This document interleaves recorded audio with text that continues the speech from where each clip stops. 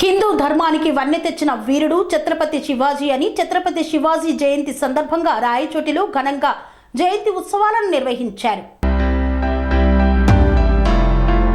శ్రీని గౌరవించి హిందూ ధర్మానికి వన్నె తెచ్చిన వీరుడు ఛత్రపతి శివాజీ అని కొనియాడారు రాచవీడు అయ్యప్ప సేవా సొసైటీ సభ్యులు. ఛత్రపతి శివాజీ జయంతిని పురస్కరించుకొని అన్నమయ్య జిల్లా రాయచోటిలో రాచవీడు అయ్యప్ప సేవా సొసైటీ ఆధ్వర్యంలో ఛత్రపతి విగ్రహంతో శోభయాత్ర నిర్వహించారు. యాత్ర నయి బ్రాహ్మణ కాలనీలోని శ్రీ రమా సహిత సత్యనారాయణ స్వామి దేవాలయంలో ప్రత్యేక పూజలు నిర్వహించి అయ్యప్ప సేవా సొసైటీ సభ్యులు ఈ శోభయాత్రను ప్రారంభించారు.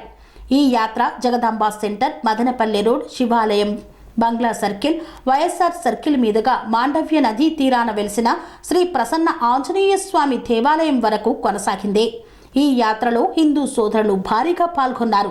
జై శివాజీ, జై జై శివాజీ, భారత్ మాతాకి జై, భవానీ మాతాకు జై అంటూ నినాదాలతో పలు పురవీధులలో ఈ ర్యాలీని కొనసాగించారు. ఈ ర్యాలీలో ఎటువంటి అవాంఛనీయ సంఘటనలు జరగకుండా పట్టణ సిఐ సుధాకర్ రెడ్డి ఆధ్వర్యంలో ఎస్ఐ భక్తవత్సలం వారి సిబ్బంది బందోబస్తు ఏర్పాటు చేశారు.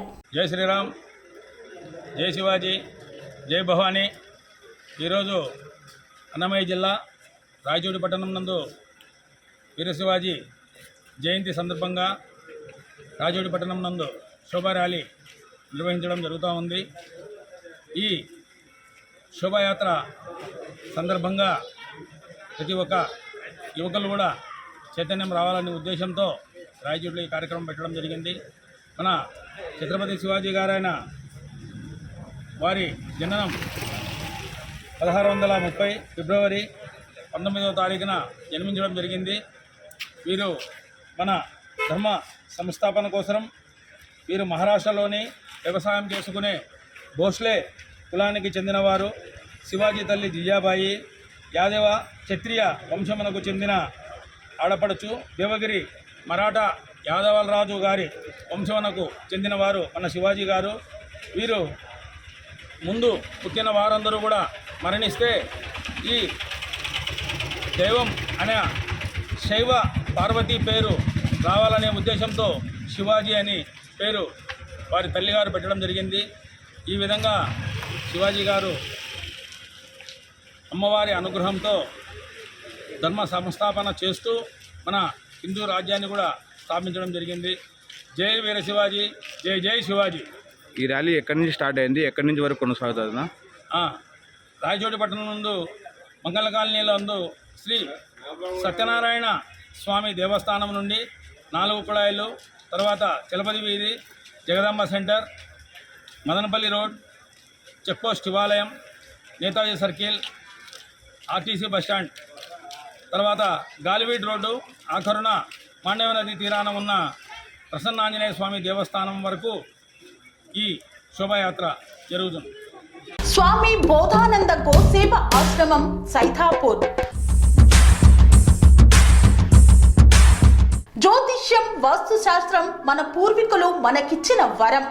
దుర్గాదేవి, కాలభైరవ ఉపాసనతో వాక్సిద్ధి పొందిన శ్రీ శ్రీ బోధానందగిరి స్వామివారు మీకు ఎలాంటి సమస్యలున్నా, వాటిలో ముఖ్యంగా ధన నష్టం, ఆరోగ్య నష్టం, భార్యాభర్తల మధ్య గొడవలు, ప్రేమించుకున్న వారు దూరం అవడం, ఎన్ని సంబంధాలు వచ్చినా పెళ్లి ముడి పడకపోవడం, రోడ్డు ప్రమాదాలు, అప్పుల బాధలు, వ్యవసాయంలో నష్టాలు, పెద్దల మాట పిల్లలు వినకపోవడం, ఆరోగ్య శాంతి, గృహశాంతి, మనశ్శాంతి లేకపోవడం, ఇలాంటి సమస్యలు ఉన్నట్లయితే ఒక్కసారి స్వామీజీని కలవండి.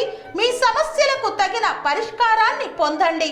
అంతేకాక అన్ని రకాల వ్యాధులకు గోపంచగవ్య మరియు మూలికా వైద్యం చేయబడును. నమ్మకంతో రండి, ఆయురారోగ్యాలతో వర్ధిల్లండి.